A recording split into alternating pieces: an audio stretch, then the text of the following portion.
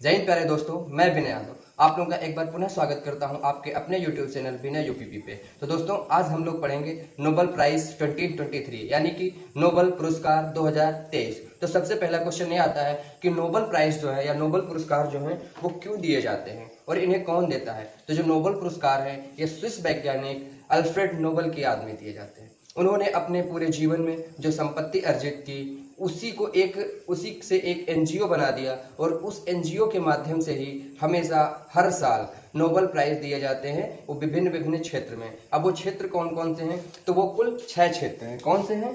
Total 6 क्षेत्र हैं। सबसे पहला क्षेत्र जो है वो है भौतिकी यानी कि फिजिक्स। तो पहला क्षेत्र है फिजिक्स, दूसरा क्षेत्र जो है वो है केमिस्ट्री यानी कि रसायन, और तीसरा क्षेत्र जो है वो है मेडिसिन यानी कि मेडिकल, चौथा है इकोनॉमिक्स, पांचवा है लिटरेचर यानी कि साहित्य, तो पांचवा लिटरेचर हो गया, और छठा जो है वो है पीस यानी कि शांति। तो ये टोटल 6 क्षेत्रों में नोबेल पुरस्कार दिए जाते हैं।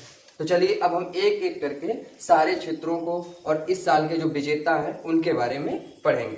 तो सबसे पहला जो हमारा है वो है मेडिकल यानी कि मेडिसिन के क्षेत्र में नोबेल प्राइज इस बार किसे दिया गया। तो इसके लिए 2 वैज्ञानिकों को नामित किया गया और वो हैं कैटलीन कैरिको और ड्रू वाइसमैन। कैटलीन कैरिको और ड्रू वाइसमैन, चलिए नाम लिख देता हूं। कैटलीन कैरिको और ड्रू वाइसमैन,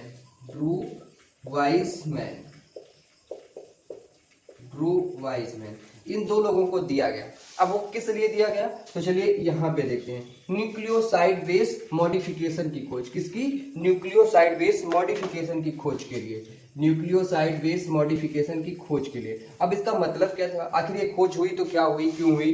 तो इसका इस्तेमाल कोविड-19, अभी 2 साल पहले जो कोविड महामारी आई, एक बहुत बड़ी, जिसमें उसने लाखों लोगों की जान ले ली, तो उसके खिलाफ, महामारी के खिलाफ एमआरएनए बनाने के लिए इसका यूज किया गया। ये जो इन्होंने खोज की, न्यूक्लियोसाइड बेस्ड मॉडिफिकेशन की इन्होंने जो खोज की, उसका यूज कहाँ किया गया? कोविड-19 के खिलाफ एमआरएनए विकसित करने में। बेसिकली हम ये कह सकते हैं कि कोविड-19 की जो वैक्सीन थी, जो दवाई थी, उसको विकसित करने में इनका योगदान रहा, यानी कि इनके प्रयास से करोड़ों लोगों की जान बच गई। तो ये डिजर्व करते भी थे।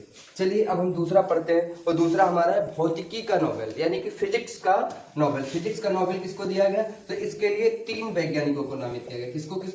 3 वैज्ञानिक थे, और कौन थे? सबसे पहले थे पियरे ऑगोस्टिनी, और दूसरे थे फेरेंस क्लाउस, और तीसरे थे एंटीलियर। 3 वैज्ञानिक थे, और इनको किस लिए दिया गया? तो इनको दिया गया, इस थ्योरी का जो नाम दिया गया वो नाम था एक्सपेरिमेंटल मेथड। इस थ्योरी का नाम दिया गया क्या?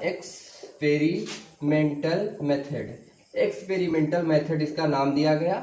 और इसका काम क्या था? तो पदार्थ में इलेक्ट्रॉन डायनेमिक्स के अध्ययन के लिए प्रकाश के 8 सेकेंड पल्सेस जनरेट होते हैं। जो पदार्थ में इलेक्ट्रॉन डायनेमिक्स के अध्ययन के लिए प्रकाश के जो 8 सेकेंड पल्सेस जनरेट होते हैं, उसका इन्होंने खोज किया। अब हम लोग देखते हैं तीसरा जो नोबेल है वो है साहित्य यानी कि लिटरेचर के क्षेत्र में किसे दिया गया? तो लिटरेचर के क्षेत्र में जो नोबेल था तीसरा, यानी कि साहित्य के क्षेत्र में नोबेल दिया गया, वो थे नॉर्वे के एक लेखक है। उनका क्या नाम है? यून फॉसे। क्या नाम है? यून फॉसे को 2023 का अर्थ साहित्य का नोबेल दिया गया। क्यों? इनके प्रगतिशील नाटकों और गद्यों के लिए। किसके लिए? प्रगतिशील नाटकों और गद्यों के लिए इनको साहित्य का नोबेल दिया गया। चलिए अब हम देखते हैं अपना चौथा वो क्षेत्र जहां पे नोबेल दिए जाते हैं। तो चौथा क्षेत्र कौन सा है? वो है शांति का यानी कि पीस। देखिए, हमारा जो समाज है, यहाँ पे फिजिक्स की जरूरत है, केमिस्ट्री की जरूरत है, साइंस की जरूरत है, टेक्नोलॉजी, हर चीज की जरूरत है। तो उसके साथ में शांति यानी कि पीस की भी जरूरत है कि इंसान अगर प्रगति कर रहा है तो उसके साथ साथ वो शांत होके भी तो रह सके। तो यहाँ पर जो लोग समाज के लिए कोई बहुत बड़ा योगदान करते हैं शांति के क्षेत्र में या कोई अन्य क्षेत्र में, तो उनको फिर ये दिया जाता है। तो ये जो फोर्थ है हमारा यानी कि पीस, नोबेल फॉर पीस 2023 से किसे दिया गया, तो वो दिया गया नरगिस मोहम्मदी को। किसको? नरगिस मोहम्मदी को, नरगिस मोहम्मदी। अब इनको आप लोग नहीं जान रहे होंगे, लेकिन आप लोग एक चीज जरूर जान रहे होंगे, आज से 1.5-2 साल पहले ईरान में एक बहुत बड़ा प्रोटेस्ट हुआ था गवर्नमेंट के खिलाफ, और वो प्रोटेस्ट था महिलाओं की स्वतंत्रता को लेके। किसको लेके?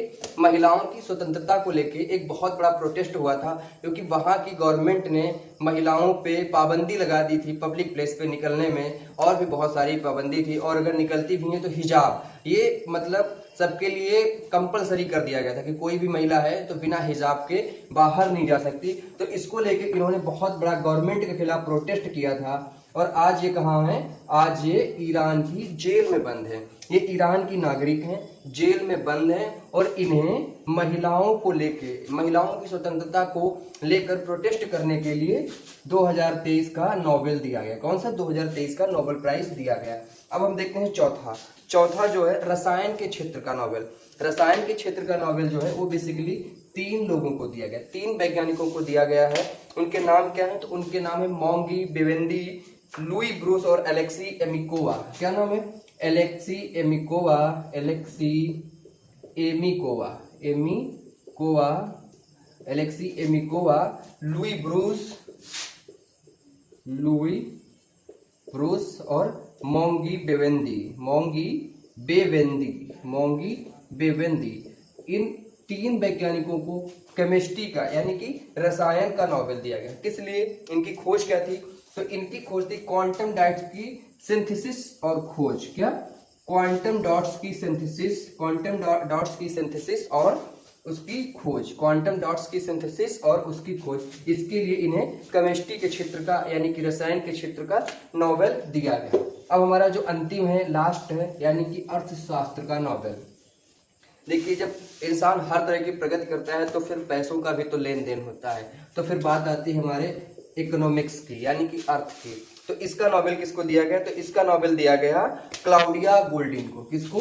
क्लाउडिया गोल्डिन को इसका नोबेल दिया गया। किस क्षेत्र में? तो इनको नोबेल दिया गया अर्थशास्त्र के क्षेत्र में, अर्थशास्त्र के क्षेत्र में दिया गया। किस थ्योरी के लिए दिया गया? तो वो थ्योरी है महिलाओं द्वारा श्रम बाजार के परिणामों पर कार्य करने के लिए। महिलाओं द्वारा श्रम बाजार, कहाँ पे? श्रम बाजार के परिणामों पर कार्य करने के लिए, श्रम बाजार के परिणामों पर काम करने के लिए महिलाओं द्वारा। तो ये थ्योरी इन्होंने दी, इसलिए इनको इकोनॉमिक्स का नोबेल दिया गया। कौन सा? 2023 का। तो दोस्तों, ये हमारे सन 2023 के नोबेल प्राइज विनर्स थे। तो ये आपको जो है आपकी यूपीएसआई या यूपीपेट अन्य सभी कम्पिटिटिव एग्जाम में जो वनडे एग्जाम है वहाँ पे ये आपका सपोर्ट करेगा। तो इसको अच्छे से पढ़िए। और दोस्तों, इसी के साथ हमारी आज की क्लास समाप्त होती, फिर आपको मिलेंगे किसी दूसरी क्लास में। जय हिंद दोस्तों, नमस्कार।